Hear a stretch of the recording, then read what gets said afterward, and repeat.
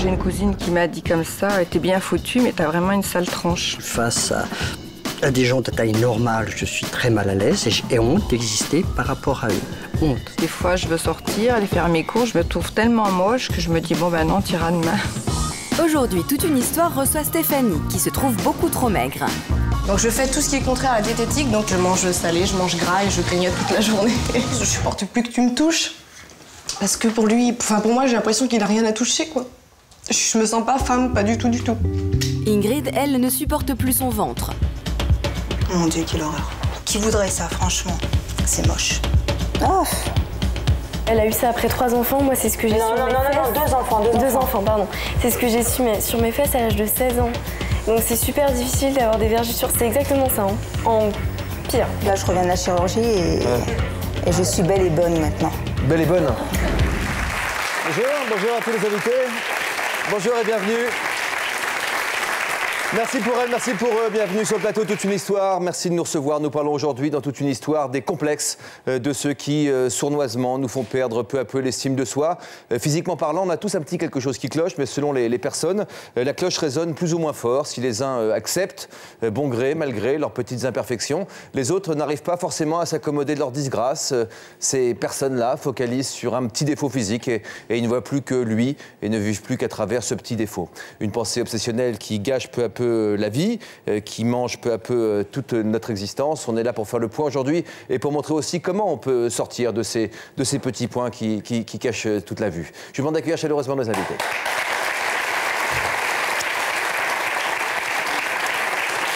Qu'est-ce qui cloche, Stéphanie? Bonjour. Bonjour. Qu'est-ce qui cloche chez vous? Eh bien, ce qui cloche, c'est que je me trouve beaucoup trop maigre depuis que je suis toute petite. Donc je mange beaucoup et il n'y a rien, quoi. Non mais vous mangez, c'est même hallucinant ce que vous mangez. Ouais, c'est hallucinant, ouais. Quelle taille, quel poids? Je fais 47 kilos pour 1m71.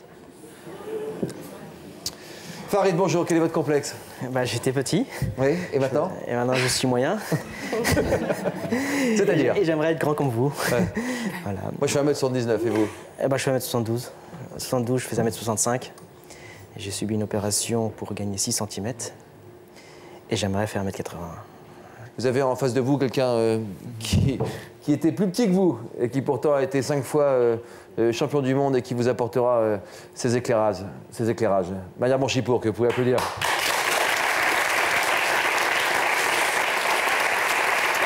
Morgane, bonjour. Tu as quel âge, Morgane? Moi j'ai 16 ans. Qu'est-ce qui va pas chez toi, Morgane? Alors moi, comme beaucoup de femmes, j'ai pas beaucoup de poitrine. Enfin là je triche, mais en réalité j'ai pas beaucoup de poitrine et j'ai de la cellulite et j'ai grossi, donc j'ai eu des vergetures. Donc c'est des cicatrices, des grosses cicatrices. Et ça m'empêche de sortir avec des amis, de profiter de la vie d'adolescente. Qu'est-ce que vous pensez, Ingrid?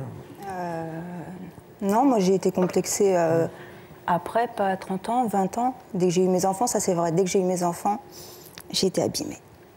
Abîmée? Ouais. C'est-à-dire abîmée? J'avais un ventre tout plissé.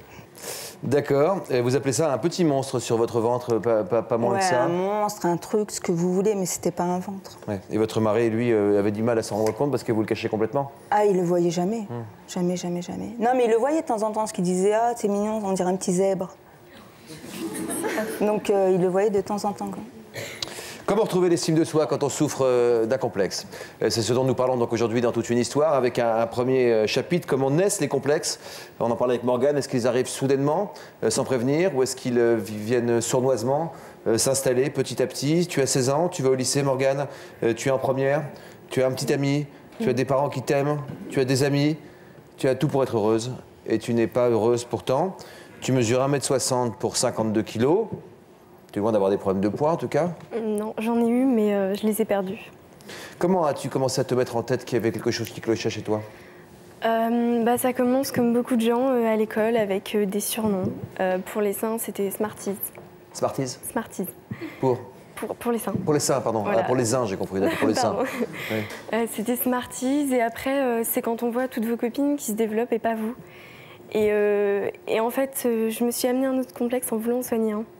On m'a dit que la pilule faisait grossir des seins. Donc je me suis procuré la pilule. Non, la pilule évite de se retrouver enceinte. Oui, aussi. Mais moi, je l'ai prise d'une autre façon, donc il ne faut jamais faire ça. Je l'ai prise pour grossir des seins, donc ma mère ne le savait pas. Et en fait, je me suis retrouvée avec des hanches, des fesses énormes, et des vergitures et de la cellulite, et ça s'en va pas. Je n'ai pas de seins, j'ai trop de fesses, je ne suis pas jolie, je ne sais pas danser, je ne sais... Oh, faut pas trop regarder la Starac, hein. Je ne sais pas chanter... Je ne sais pas draguer et encore moins vivre. Alors là, ça commence à être beaucoup, ça commence à devenir un complexe important. Ouais, je suis tombée dans la dépression à cause de ça. Et je m'en suis sortie. Mais quand je vois Stéphanie qui a près de la trentaine et qui est toujours complexée, je me dis que forcément, c'est peut-être pas forcément quelque chose qui touche que les adolescents et que peut-être que plus tard, je serai encore complexée et que ça va m'empêcher de vivre. Et moi, je peux pas, quoi. Enfin, j'ai besoin de vivre et j'ai besoin de... Et qu'en pense ton petit ami? Qu'est-ce qu'il en dit, lui? Lui, il m'aime comme je suis, mais il faut savoir déjà que mon petit ami n'a jamais vu mes seins. Il les a jamais touchés. Je lui cache. Pourtant, on a des relations sexuelles, mais je lui cache. Et lui, il m'aime comme je suis, mais moi, je peux pas me voir, je peux pas me regarder dans un miroir. C'est impossible. Si je me regarde dans un miroir, je pleure et c'est trop fort, quoi. Enfin, je peux pas. À cause de ses petits seins? À cause de mes fesses. À cause de mes fesses qui sont affreuses. Enfin, j'ai le haut d'une enfant de 12 ans et j'ai le bas d'une femme de 40 ans. Alors, je suis quoi? Non, pardon.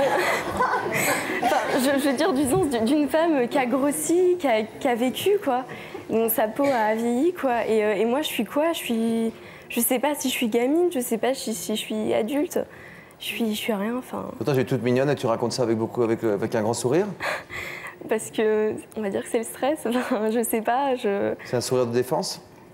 Ouais, je pense, ouais. Enfin, je cache mon malheur par une joie de vivre, mais quand ça fait mal, ça fait mal. Tu en pensais quoi, Stéphanie?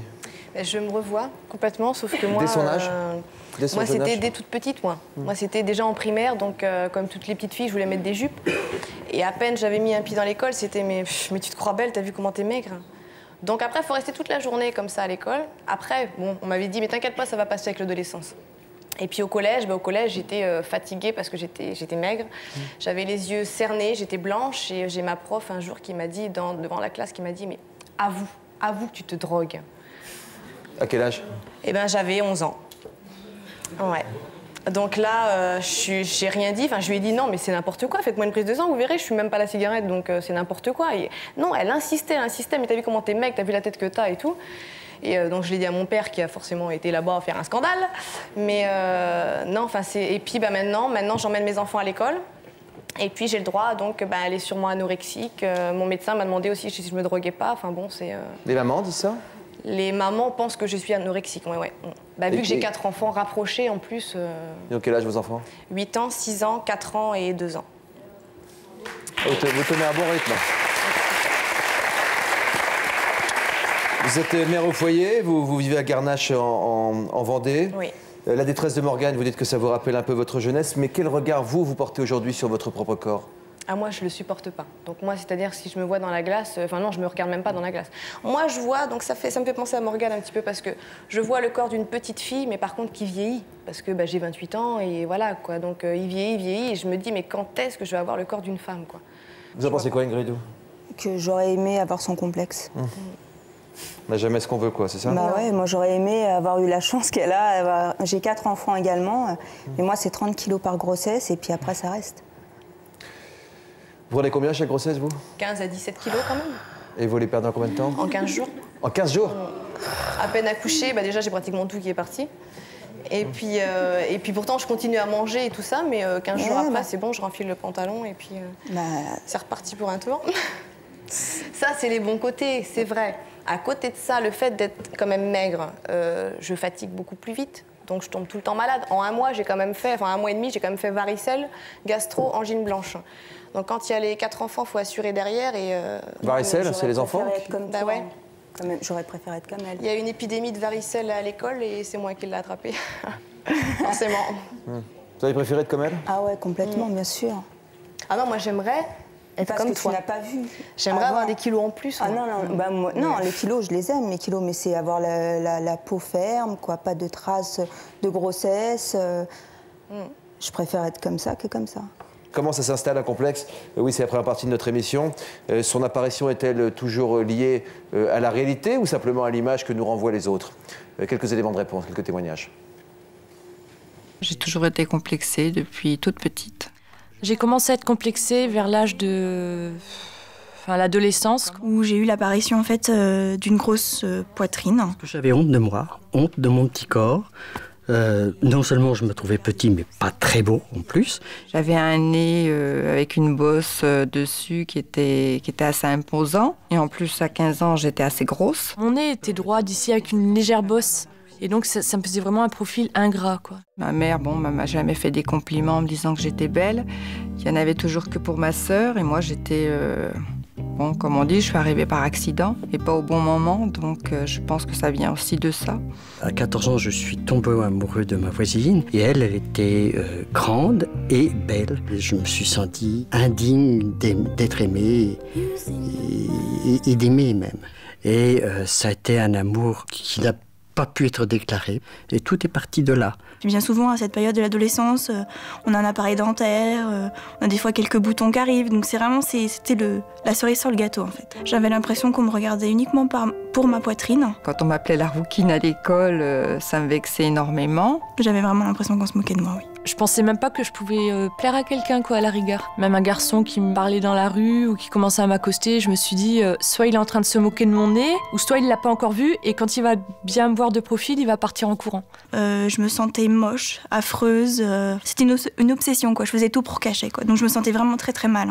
Je me suis jamais trouvée jolie. Je me suis vécu, adolescent, véritablement comme un monstre.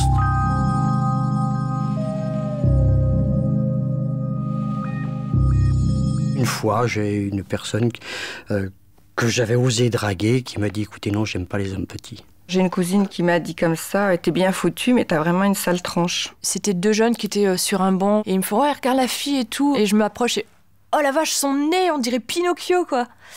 Et là, ça fait super mal, quoi. Et maintenant, à 47 ans, je suis incapable d'aller au bout de chez moi sans une tonne de maquillage, tellement je suis mal dans ma peau. Quand je rencontre quelqu'un, eh bien, je ne peux pas faire abstraction de ma petite taille. Lorsque je suis dans le métro, je me sens mal à l'aise. Lorsque je suis face à des gens de taille normale, je suis très mal à l'aise et j'ai honte d'exister par rapport à eux. Honte, c'est le mot honte. Des fois, je veux sortir, aller faire mes cours, je me trouve tellement moche que je me dis, non, t'iras demain. On complexe parce qu'on a un regard sur soi négatif. Quand je me regarde dans la glace, il y a des jours, je me dis, mais vraiment, qu'est-ce que t'es moche. Et ce regard sur soi négatif est renforcé par la société, par les normes sociales. J'ai l'impression, quand on me regarde, c'est pour se moquer. Eux, ils sont bien, ils sont normaux, ils mesurent 1m75 ou plus. Moi, je suis quelqu'un d'à part, qui n'est pas digne de vivre même, ça va jusque-là. On est en pleine folie, hein. Pour établir la situation, j'ai parlé de mon mal-être à ma famille. Et j'ai donc été opérée en octobre 2003. Là, il y a 3 ans, je me suis refait faire le nez. C'était une horreur. J'ai recommencé il y a 2 ans. Quand je me regarde sur les photos avant et maintenant, je me dis, j'aurais rien dû toucher, quoi. C'est peut-être l'intérieur de la tête qu'il faut changer. Qu'est-ce qui vous a touché pendant ces témoignages? Le fait qu'il y ait autant de monde qui se sentent mal dans sa peau, en fait. Je pensais pas que... C'est fou, hein. C'est hallucinant. Il y a des petites critiques qui font que ça nous gâche la vie pendant des années, voire toute la vie. Et il y a énormément de gens qui sont comme ça. Et c'est ça que je trouve... ça me sort par les yeux, quoi. Alors comment faire pour sortir de tout ça? C'est ce qu'on va voir au cours de cette émission, parce qu'il y a quand même des moyens d'essayer de retrouver un regard plus grand, plus beau sur soi-même. L'estime de soi, c'est quand même très important, parce qu'on peut finir par se gâcher la vie. On va voir, il y a des conseils à écouter dans cette émission qui vont t'aider, Morgane, à te voir comme tu es, c'est-à-dire comme une jolie jeune fille. Mais c'est pas du pipeau. Je donne la parole à une enseignante niçoise. Alessandra, bonjour.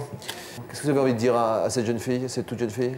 Ce que vous lui avez dit, qu'elle est très jolie, que moi j'ai de tout petits seins aussi et que j'en fais pas un complexe pour autant, mais... Vous avez longtemps été complexée, Alexandra. Ça peut concerner aussi les professeurs, même si ça peut surprendre les élèves qu'une grande personne qui a un rôle éducatif puisse être complexée. Qu'est-ce que vous n'acceptiez pas dans votre corps, vous? Alors moi j'ai été opérée des hanches, une luxation congénitale des hanches à l'âge de 18 mois. Et donc j'ai des cicatrices sur le côté des cuisses, des deux côtés. D'accord. Qui vous ont complexé à partir de quel âge? À partir de l'adolescence.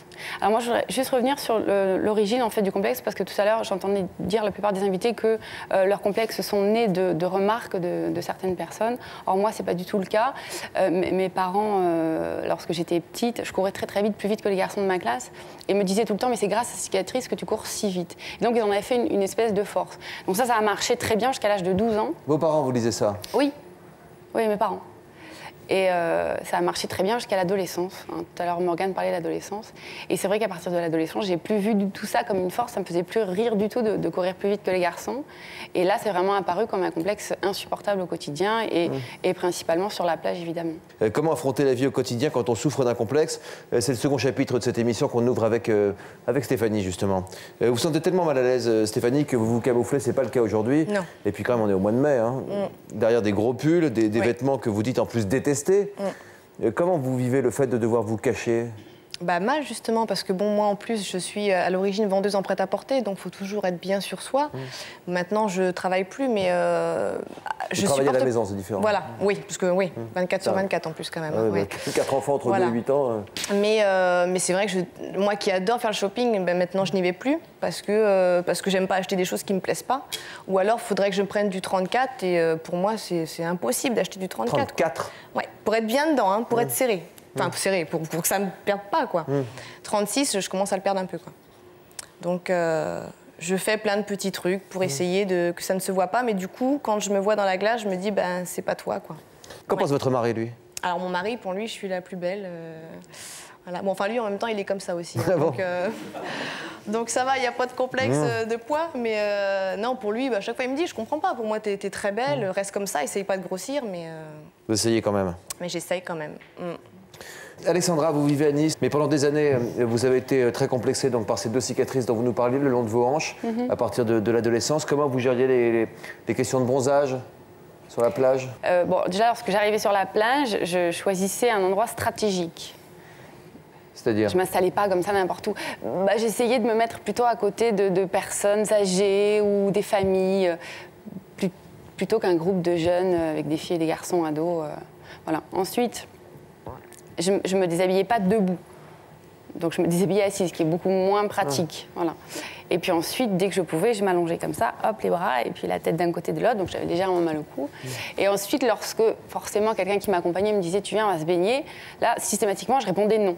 Mais pourquoi? Oh non, ça va, j'ai pas chaud du tout. En fait, j'étais littéralement en train de cramer. Mais ma première remarque, c'est de dire non. Je crois qu'on est au cœur des problèmes qu'on se pose aujourd'hui. On est juste à l'aube des vacances et des mois d'été. Ceux qui ont une tendance à l'embonpoint et qui enchaînent des régimes, donc surtout avant l'été, je pense, adoreraient être à votre place. Vous rêveriez d'être à la leur, c'est comme ça, hein? C'est comme ça, Ingrid, la vie est mal faite. Ouais, mais carrément. C'est une masseur qui vous complexe. Votre maman est là aujourd'hui. Madame, vous vous en doutiez que votre fille était complexée à ce point? Votre fille est devenue maman, pourtant. Non, pas à ce point-là? Non, pas à ce point-là. Pour tout vous dire, ce matin, avant de venir à l'émission, on a essayé nos toilettes, toutes les deux. Et c'est la première fois qu'elle me montrait sa poitrine, pour me montrer à quel point elle n'avait pas de poitrine, justement.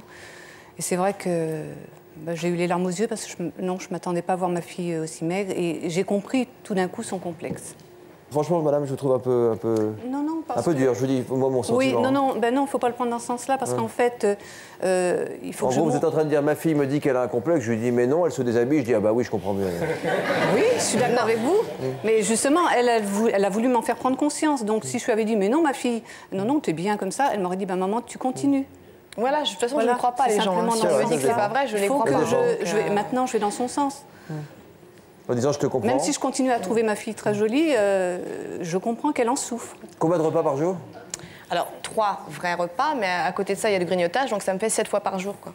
7 fois par jour, je mange.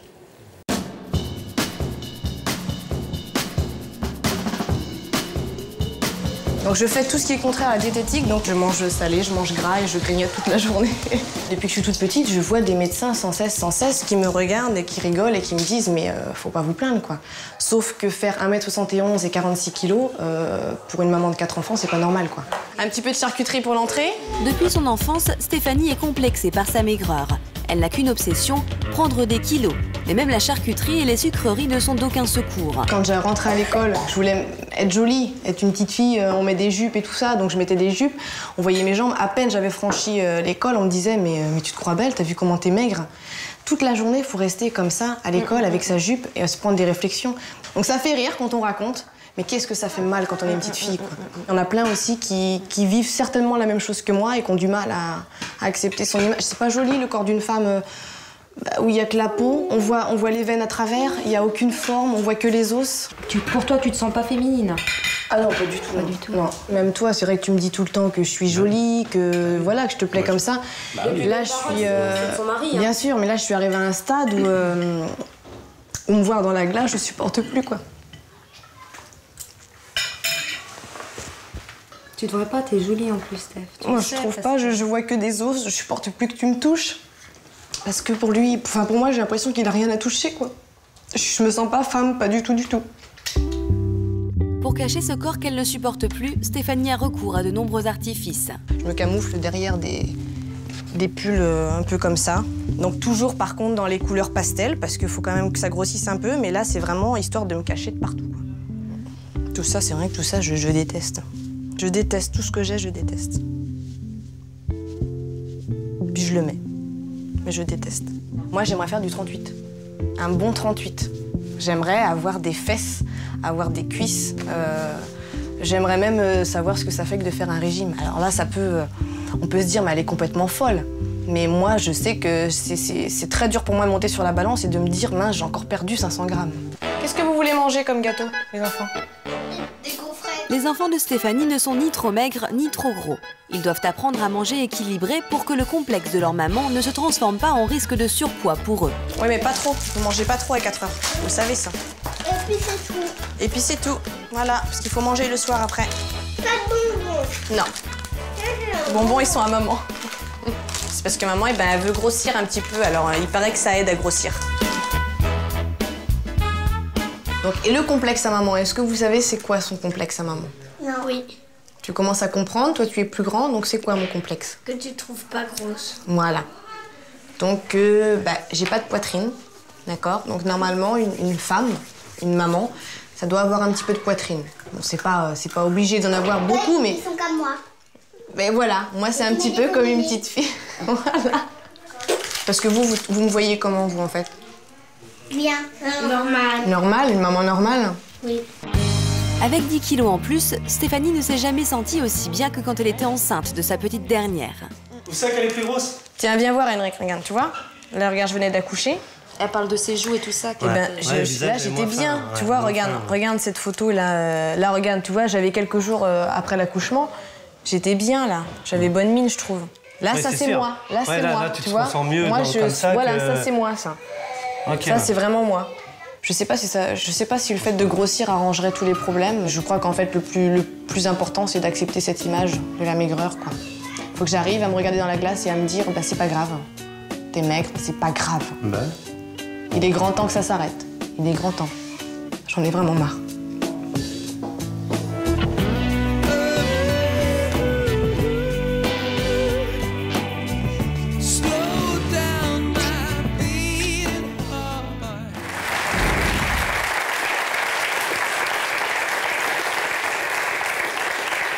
Franck, vous êtes psychiatre, vous êtes donc médecin aussi. C'est quand même comment médicalement on peut expliquer qu'en mangeant autant on ne grossisse pas du tout? Écoutez, là, moi je suis pas nutritionniste de formation, mais par exemple on a découvert certains gènes pour l'obésité, donc il y a sûrement un terrain peut-être qui rend difficile sa prise de poids. Il y a beaucoup de femmes qui aimeraient avoir ce terrain-là, mais si vous mangez moins que ça, qu'est-ce qui se passe?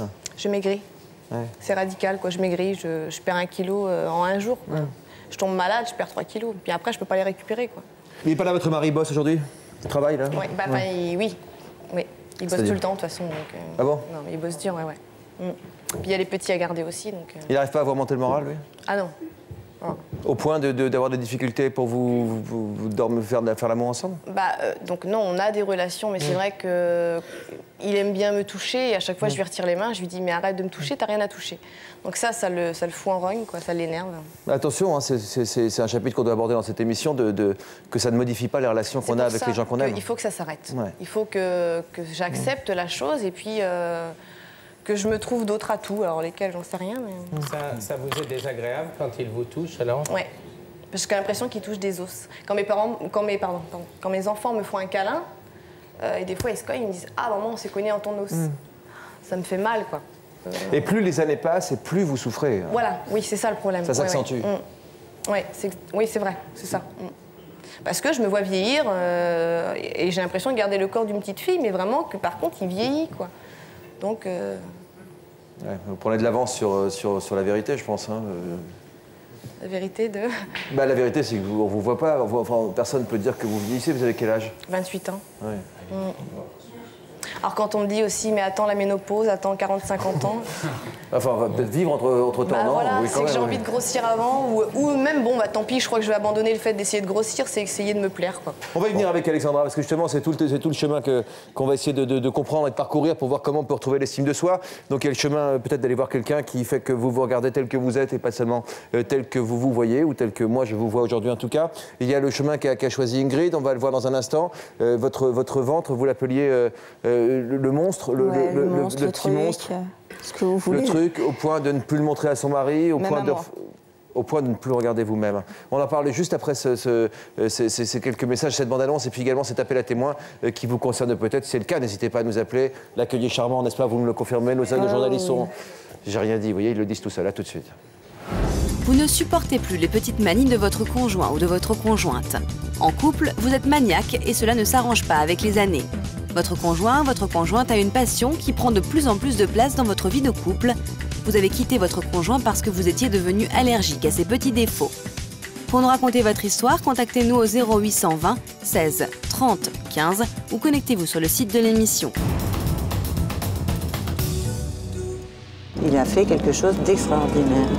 Je lui dois la vie. C'est un héros, c'est mon papa adoptif. Le jour où Roger partira, j'aurai plus rien. On sauve quelqu'un parce qu'on se dit il faut le sauver. C'est vraiment un acte héroïque. Prochainement, toute une histoire rendra hommage à ces héros du quotidien qui ont risqué leur vie pour sauver celle des autres. Quand je t'ai vu allongé ici, je suis venu en courant et je ne me suis pas posé de questions de savoir ce qu'il fallait faire, ce qu'il ne fallait pas faire. Vu que ça saignait beaucoup, c'est là que j'ai effectué un point de compression. Tout d'un coup, j'ai vu une jeune fille qui a commencé à tituber sur le quai. En fait, elle s'évanouissait. Et puis, elle est tombée la tête la première entre les rails. J'ai sauté entre les rails pour aller la chercher. Elle était inconsciente. J'ai soulevé, j'ai levé la tête et j'ai vu les deux phares du métro qui arrivaient. Et je me suis dit, là, t'es allé trop loin. Et puis, tu pourras pas faire marche arrière. On parle des complexes aujourd'hui dans toute une histoire, de l'estime de soi, de la façon qu'on a de pouvoir retrouver un vrai regard objectif sur soi-même, ou alors de se débarrasser d'un complexe réel, objectif que l'on peut avoir. Vous, Ingrid, pour mettre fin à votre complexe, vous avez décidé de subir 2 opérations de chirurgie esthétique. Une première il y a quelques années. Vous vous êtes fait refaire la poitrine, me semble-t-il. Oui. Là, c'est récent. C'est tout récent. C'est en même temps, non, le ventre, c'est il y a 3 ans. Parce que je voulais plus d'enfants. Alors expliquez-moi tout ça. Ouais. Donc il y a 3 ans, j'ai refait faire mon ventre parce qu'il était très abîmé. Je voulais plus d'enfants. Très abîmé, c'est-à-dire? Comme on verra tout à l'heure. Mais voilà, j'ai bien aimé un charpé, tout fripé. Mais qui a dit un charpé? Je sais plus, j'ai entendu tout à l'heure qu'on essayait de trouver un mot qui y ressemble. Et le charpé, c'est très très très bien. Et j'ai fait cette chirurgie, j'ai dit j'ai plus d'enfants, je vais être bien et tout. Ça y est, j'ai 30 ans, je vais vivre pour moi. 30? Il y a 3 ans. Ah. Non, c'est pas rien. C'est ça? Non, mais parce qu'il y a le jean qui retient. Il y a le jean. Non, je sais. Il y a le jean qui retient. Et non. Qu'est-ce que vous dites? Il y a une chirurgie là-dessus, attention. Hein. Mais il y a une chirurgie là-dessus aussi, parce que je l'ai fait il y a 3 ans. Là, c'est avant la chirurgie que la deuxième. 2 opérations de chirurgie esthétique. Là, j'étais pas en pleine forme. Là, j'avais pas mangé dans l'après-midi, donc j'avais le ventre qui était un petit peu plat. Mais d'habitude, franchement, il y a tous les petits plis en dessous qu'on voit pas. Puis d'ailleurs, j'ai pas envie de la commenter non plus, l'image. Excusez-moi. Enfin, l'image là, donc, elle a eu ça après 3 enfants. Moi, c'est ce que j'ai sur mes fesses. Non, 2 enfants. 2 enfants, pardon. C'est ce que j'ai sur mes fesses à l'âge de 16 ans. Donc, c'est super difficile d'avoir des vergetures. C'est exactement ça. En pire. Non, mais là, c'est gentil. Franchement, je reconnais qu'on voit pas vraiment Ce truc-là, non, franchement, c'était pas bon. Allez, on regarde ce reportage. Donc, la semaine dernière, au Maroc, vous êtes fait refaire faire les seins, cette fois-ci. Non, le ventre et les seins. Le ventre et les seins. Donc, vous aviez déjà... Ouais. J'avais déjà fait le ventre et j'ai refait faire le ventre et les seins. Et allez, regarde ça. Regardons. Mon Dieu, quelle horreur. Qui voudrait ça, franchement? C'est moche. C'est pas un ventre. Le nombril, il est par là. J'ai une grotte à la place du nombril. C'est horrible. Je peux pas aller à la plage, je peux rien faire, ça me dégoûte. Ça me bouffe ma vie. On dirait que je suis enceinte d'ailleurs encore. J'ai toujours peur qu'on me dise « Tiens, t'en attends un autre ».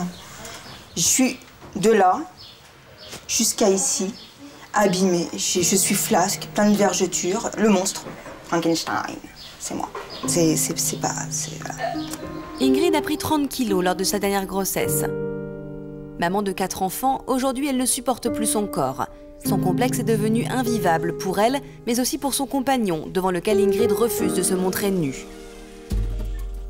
J'en ai pour 30 secondes, Claire. Je te regarde pas, je tourne la tête. Vas-y, sors, s'il te plaît. Mais... Sors. Mais arrête, sors. Je te regarde pas, je te regarde pas. Je vais aux toilettes 2 minutes. D'accord, ok. J'ai toujours eu cette barrière de la nudité. Le matin, le soir, quand on se couche, on a du mal à passer cette barrière de la pudeur. Et bon, au bout de 3 ans, franchement, je pense que c'est quelque chose de, c'est quelque chose de pas compliqué, quoi. Je voulais juste te dire 2-3 choses. Je suis pas pudique. Je suis juste complexée. Ah bon? Moi, je te sens en général comme pudique. Mais non. J'ai l'impression que tu es gênée vis-à-vis de moi ou que de toi, de tout le monde. Il y a un souci vis-à-vis de moi. C'est ça le truc, c'est que les autres encore je peux comprendre, mais moi-même dans l'intimité, ça fait 3 ans qu'on est ensemble, c'est que je t'aime à la folie. C'est difficile à comprendre. Je me dis qu'il y a un blocage au niveau de moi ou puis, je sais pas. Je veux pas que tu me vois dans cet état. Je veux pas que tu aies cette image de moi que je veux pas. Je sais que c'est dur pour toi, mais c'est tellement plus dur pour moi que je te comprends sans te comprendre. J'aimerais des fois faire des petits efforts, dire allez c'est pas grave, tu t'en fous de son ventre. Il le voit pas, mais ça j'y arrive pas. Dans la famille, les enfants souffrent également de la situation. Arrête, tu m'énerves, chérie. Depuis 3 ans, hors de question d'aller à la piscine ou à la plage parce qu'Ingrid refuse de se mettre en maillot. Et alors, ça t'embête que je sois comme ça? Bah oui. Bah ouais. Pourquoi? Parce que quand on tu peux pas te montrer, tu vas rien faire. Parce que quand on va à la piscine, tu fais toujours une excuse, comme ça on n'y va jamais. Mais il y a des enfants qui vont pas du tout. Bah si, ils y vont toujours tout seuls. Ah non, moi j'en connais, Timmy, je connais qui son ventre, elle en parle presque tout le temps. C'est normal pour elle, mais pour nous c'est bizarre quoi. Mais on rattrapera tout ça. Et puis on a profité ensemble avant. Pour mettre fin à son calvaire, Ingrid a choisi une solution radicale, la chirurgie. Depuis des mois, elle économise en cachette pour se payer l'intervention. J'ai mis l'argent de côté. Comme ça fait 3 ans qu'on n'est pas parti en vacances, ça m'a permis de mettre à peu près 1 500 € par an de côté. Je te l'ai caché parce que je voulais t'en parler le jour que je le faisais. Je voulais pas que tu me dises de l'argent pour bloquer pour de la chirurgie, non. C'est un truc que je pense depuis que les bébés sont nés. J'ai mis ça de côté, j'ai économisé, j'ai pas fait la folle. C'était un truc bien concret. J'attendais d'avoir la somme pour le faire et le dire. Je pensais que tu parlais de ça en me disant j'attendais d'avoir l'argent. 40, 45 ans. Non, ça va pas ou quoi. Je pensais que ce serait quand tu serais plus vieille, quoi. Non, maintenant. Ingrid est décidée. Elle va partir au Maroc pour faire une abdominoplastie. Cette opération de chirurgie esthétique devrait lui redonner un ventre plat et effacer ses vergetures. J'ai mis tous ces espoirs dans cette opération. C'est la dernière chance. C'est la dernière chance pour être bien. Pour être une femme avec un ventre normal, être comme tout le monde à la plage, pouvoir mettre un maillot de bain 2 pièces, pas un maillot de bain 1 pièce comme les femmes de 50 ans. J'ai que 34 ans, j'ai envie de mettre un bikini. Comme tout le monde d'ailleurs.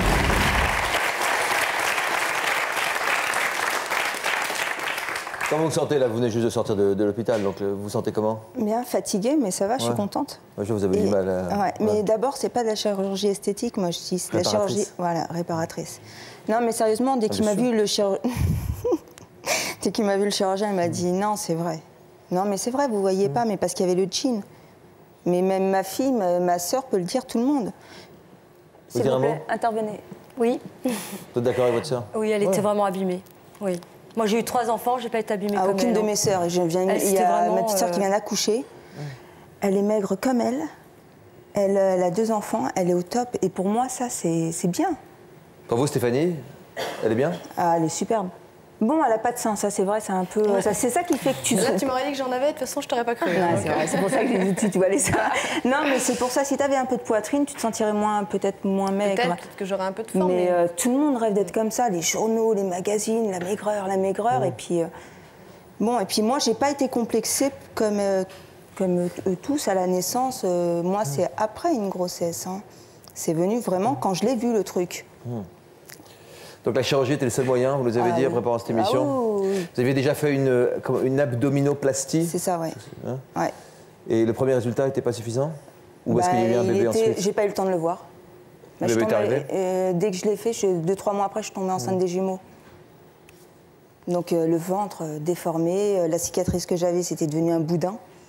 Même mon chirurgien, le gynécologue, il me disait « Oh là là, comment on va faire jusqu'au bout ?» Et ça n'a pas craqué, heureusement. Et craqué? S'ouvrir. Je venais de la faire il n'y avait pas longtemps, hein, l'opération. Hein. Et c'était 30 kilos. C'est énorme, 30 kilos. Hein. 2 bébés, 2 monstres. 2 bons... Et après, mon ventre, quand j'ai accouché, là, j'ai vu mon ventre, j'ai dit... Comment se passaient alors les relations avec votre mari? Les relations... On n'a pas une vraie vie de couple comme tout le monde, les câlins, et je te tiens le ventre, je t'attrape. On est dans la salle de bain tous les deux, à la plage, tout ça, non, on ne connaît pas encore.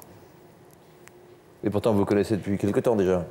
Ouais, 3 ans, mais il ne m'a pas connue longtemps, pas enceinte. Hein. On s'est mis ensemble, je suis tombée enceinte, les bébés sont là, et 3 ans, quoi, 3 ans et demi.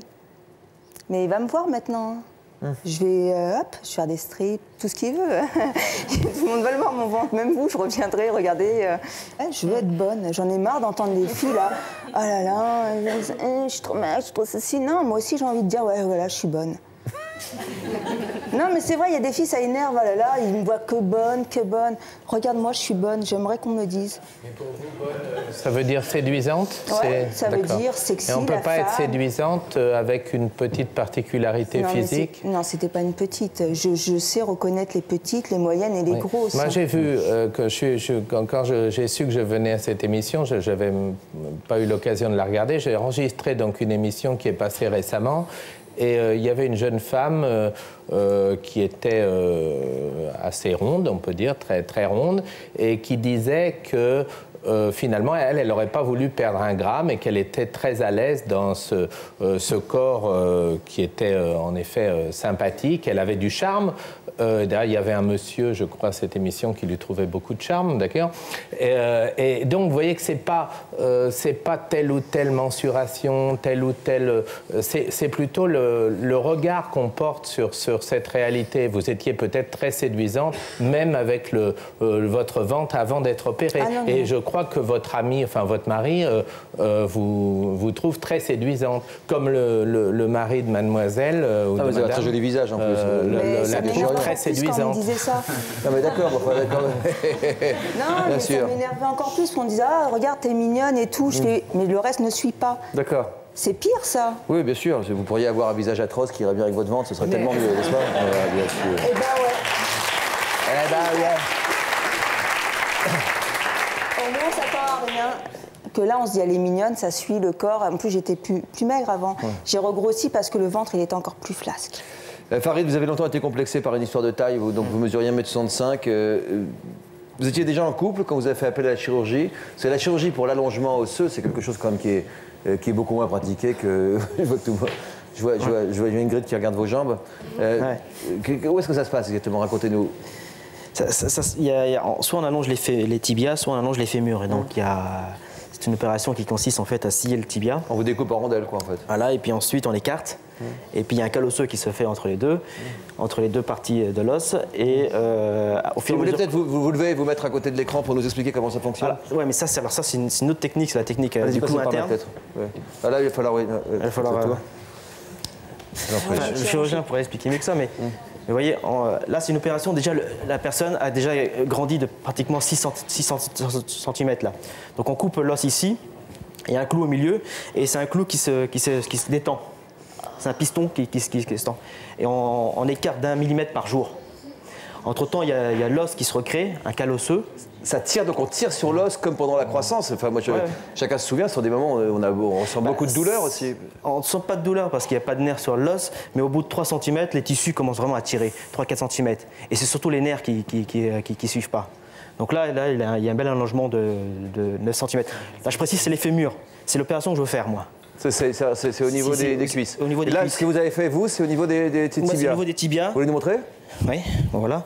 Et en fait, moi, j'ai un fixateur externe. On découpe à l'intérieur, d'accord. Et à l'intérieur, on ouvre comme ça, et à l'intérieur, on coupe l'os, d'accord. On met des tiges extérieures. À quel âge vous avez fait cette opération?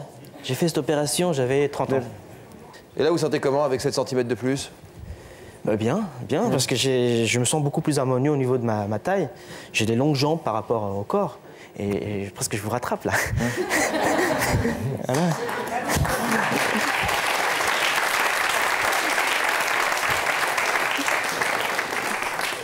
Vous en avez souffert? Je veux dire par là, c'est long, ça a l'air compliqué comme opération. Moi, j'ai mis 14 mois. C'est une opération qui se fait en 1 an. Vous mettez 1 an de votre vie de côté, parce que vous êtes handicapé. Vous étiez en couple à l'époque? Oui. J'avais pas dit à ma femme. Moi, j'avais mis l'argent de côté aussi, mais bon, moi, je gagnais, j'étais cadre dans une boîte d'informatique. Et ça fait depuis l'adolescence que j'ai compris. L'adolescence, c'est le moment de vérité, que j'ai compris que je serais petit par rapport à mes copains qui m'ont tous dépassé. Alors que petit, j'étais un leader, j'étais un bagarreur, je les voyais plus qu'on dire, et puis je perdais mon leadership, psychologiquement, j'étais pas bien, quoi. J'étais plus le James Bond en question, quoi. Il fallait que je sois un battant, un homme grand, parce que dans ma tête, je ne me l'acceptais pas un petit homme de 1m65.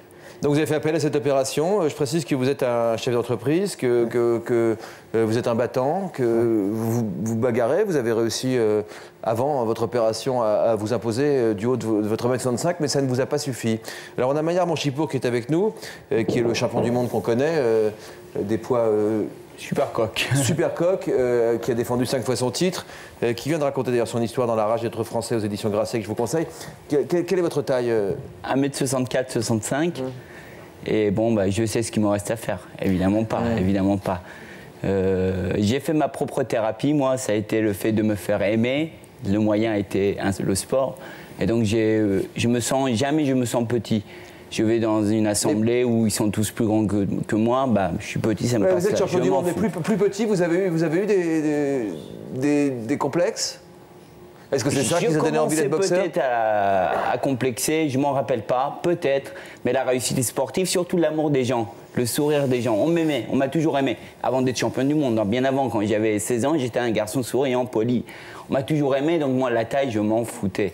Ouais, mais vous racontez aussi que c'était une façon de vous faire intégrer aussi quand vous étiez petit, d'aller toujours se faire aimer. C'est ce qu'on dit, on dit petit, mignon, mais ça me gonflait, moi. Ça, c'est pas du tout l'image que vous avez de vous. Petit, mignon, non. C'est bon, je sais pas, moi.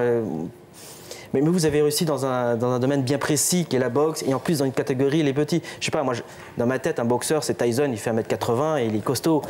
C'est pas le petit poids coq. Moi, non, j'ai rien contre ça. Moi, j'ai évolué dans un monde où on expliquait que des cadres, des consultants, des cabinets de consulting recrutaient des mecs qui faisaient 1m80 parce que ça rassurait le client. Et mes collègues se venaient vers moi, me rabaissaient, alors ça va, on était en compétition. Et donc j'avais en face de moi des commerciaux qui étaient beaux, qui étaient grands, et ça me complexait parce que je devais en faire 10 fois plus que les autres. Un peu comme Sarkozy. Le mec, c'est un bon travail. Tous les petits de l'histoire ont compensé par de la hargne, par la ténacité, par un talent. Vous en pensez, Stéphanie? Avant votre opération, vous étiez en échec professionnel total? J'ai pas l'impression. Pas du tout. Non, mais je voulais être plus performant. Ah oui, mais vous aviez déjà une lecture un peu, je dirais, erronée des conséquences de la petite taille. En tout cas, vous aviez une lecture un peu exagérée dans la mesure où malgré cette petite taille, la réussite professionnelle, affective, semble-t-il aussi, était déjà considérable. Vous ne connaissez pas toute ma vie, mais on vit dans un monde de compétition. Et pour l'affectif, j'ai eu une copine quand j'étais adolescent qui m'a dit je me marierai bien avec toi, mais tu es trop petit. Voilà, ça marque. Ça marque. C'est des amoureux, ça il y a aussi il y a aussi des blagues mètre cube. Tu es aussi gros, large que quand je fais 1m65. Moi, j'ai tendance à prendre du poids. Donc j'étais aussi large de hauteur et d'épaisseur. Donc tout ça, ça vous reste. Vous allez refaire une opération là pour reprendre des centimètres? Je vais refaire une opération. Vous allez refaire une opération? Au niveau des fémurs. Ma femme ne le sait pas, donc je lui annonce. Oh là là. Je voudrais qu'Alexandra nous raconte son histoire. Comment vous en êtes sorti? Comment vous avez retrouvé l'estime de vous-même? Vous qui ne pouviez pas montrer vos jambes, qui ne pouviez pas vous lever sur la plage à cause de 2 cicatrices qui sont liées à une opération que vous avez eue quand vous étiez toute petite, à 18 mois. Comment vous avez retrouvé confiance en vous-même? En tombant enceinte, en devenant grosse, très grosse même, parce que je prenais moi pas 30 mais... Où sont les cicatrices? Ouais, ben... Imaginaire, ouais. Ah oui, on devine un trait. Non, on les voit quand même. On devine un trait. Non, on ne devine pas, c'est une photo, mais on les voit bien, ça je peux vous... Bon, d'accord, parce que la photo, c'est vous qui nous l'avez apportée, on ne vous l'a pas volée. Hein. Non, c'est pas voici, d'accord. Ça, c'est ça? Oui, d'accord. Des deux côtés. Des deux côtés, d'accord, bah oui, ça change tout. Non mais... Tout à l'heure, Ingrid disait que vous étiez un petit peu en train de l'irriter là en essayant. Depuis tout à l'heure, je vois bien que vous essayez de dire à toutes les jeunes femmes qui sont là qu'elles sont jolies. Et vous avez raison, les 3 invités qui sont là sont de jolies femmes. Alors, j'ai pas tort. Certes, non. Mais en même temps, je crois que Brad Pitt ou Vincent Cassel pourraient leur dire qu'elles sont jolies. Ça changerait pas grand-chose non plus. De la rue, c'est déjà pas mal, mais peut-être Brad Pitt. Voilà. C'est le regard qu'on porte sur soi-même. C'est notre regard à nous. Complètement, parce que bon, ces femmes sont mariées. Moi, je suis pas mariée, mais je vis en concubinage depuis une 15aine d'années. Je vis avec quelqu'un qui, je crois, n'a jamais vu mes cicatrices, visiblement, parce qu'il m'en a jamais parlé. Quand on s'est rencontrés, j'ai pensé qu'il avait un problème de vue, parce qu'il ne pose aucune question. Quand, au bout d'un moment, je lui ai dit, tu as vu que j'ai quand même ces marques? Oui, bon, mais en même temps, c'est pas quelque chose qui me dérange du tout. Encore votre grossesse vous a fait évoluer sur le regard que vous portez sur vous-même ou sur votre façon de l'assumer? Je peux pas l'expliquer, je peux simplement le raconter. C'est-à-dire que je me suis retrouvée, j'ai accouché le 22 juillet, donc je me suis retrouvée sur la plage au mois de mai ou au mois de juin et je me suis sentie bien. En fait, je pense que j'ai déplacé, au lieu de focaliser sur mes jambes, d'abord je les voyais plus parce que j'avais pris beaucoup de poids, j'avais un gros ventre, donc là je voyais plus mes cicatrices. Et j'étais tellement fière et heureuse. Quelques mois avant d'accoucher, quelques semaines avant d'accoucher? Non, mais même à partir du mois de mai, j'ai pris très vite, je vous dis 20 kilos, ça se voit quand même. Donc, et j'étais tellement fière et heureuse d'être enceinte que finalement, j'exhibais mon ventre et les cicatrices avaient presque disparu de mon esprit en tout cas. Et puis c'est vrai aussi que quand on me voyait de prime abord, on voyait d'abord mon ventre avant mes cicatrices. Et ce n'est pas revenu ensuite? Le complexe n'est pas revenu? Alors ensuite, non. Ensuite, lorsque j'ai accouché, je me suis sentie, je pense que là aussi, les priorités se déplacent quand on devient maman. Peut-être Ingrid témoigne du contraire, mais peut-être que moi, j'étais heureuse de voir les filles de mes jambes vierges de cicatrices. Qu'est-ce que j'ai dit? Les jambes de mes filles, pardon, vierges de cicatrices. Et du coup, peut-être que, voilà, c'est ce qui me console aujourd'hui. Quel conseil vous voulez donner à chacun, et surtout à chacune de nos invités, mais aussi à Farid, aujourd'hui, à leur écoute? Moi aussi, je suis heureuse. Bon, Farid, je pense qu'il est content de son opération, il a bien fait de la faire, ça a l'air de lui apporter une meilleure confiance en lui. Pourquoi pas? Je dis, la chirurgie, ça peut être une solution, peut-être pour, je ne me rappelle plus, Morgane, peut-être en effet aussi voir si on peut dépigmenter les vergetures, etc. Mais pour, je dirais, et pour mademoiselle, je dirais là, ça me paraît beaucoup plus... Stéphanie. Plutôt faire une thérapie, plutôt que de prendre des médicaments pour grossir. Parce qu'on reste dans l'optique, il faut grossir à tout prix. J'ai pas envie de prendre de thérapie parce qu'en fait, depuis que je suis toute petite, je suis suivie par plein de spécialistes, par plein de médecins qui ne m'ont jamais compris. Donc je me dis, si je vais voir un psy, il va me regarder pareil, il va me dire, mais non, vous êtes très bien, donc je vais me dire qu'il ne va pas me comprendre non plus.